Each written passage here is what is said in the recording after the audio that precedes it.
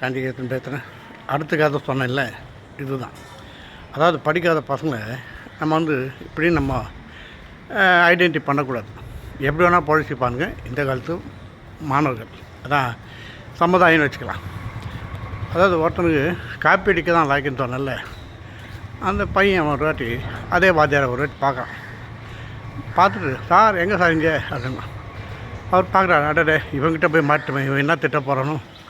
நம்ம 2 பேரை சொன்னோம். ஒருத்தன் மாடு மேய்க்கிறான், ஒருத்தன் காப்பி அடித்து தான் பொழைப்போன்னு சொன்னோம். அவன் ஏதோ உருப்பட்டான், இவன் என்ன பண்ண போகிறான்னு தெரியட்டு பயந்து, வாப்பா தம்பி எப்படி இருக்கான்ட்டு. நல்லா இருக்கேன், அவங்க வண்டியில் உக்காருங்க அப்படின்ட்டான். பார்த்தா வண்டினா அப்படி ரோடை கிராஸ் பண்ணி அங்கே கார் இருக்குது, காரில் ஏற்றிட்டு போனான். என்னடா இது கார்லாம் வச்சுருக்கானே அப்படின்ட்டு ரொம்ப சந்தோஷப்படுறது.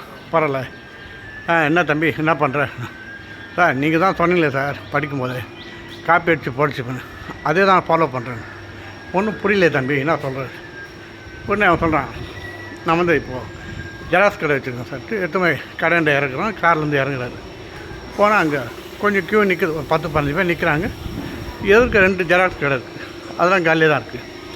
இவன் கடையில் மட்டும் கூட்டம். என்னடா இது, அங்கெல்லாம் காலியாக இருக்குது, இங்கே மட்டும் எப்படி கூட்டம், இவருக்குள்ள ஒரே குழப்பங்கள். அப்புறம் அப்படியே பார்த்துட்டு அங்கே ஒரு போர்டு இருக்குது. இவன் பேரை போட்டு ஜெராக்ஸ் கடைன்னு போட்டு அது கீழே சில வாசகங்கள் எழுதியிருக்கான்.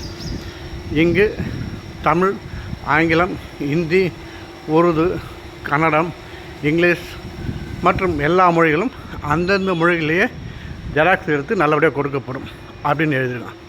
அதை பார்த்து தான் இவ்வளோ ஜனங்க விழுந்துருக்காங்க.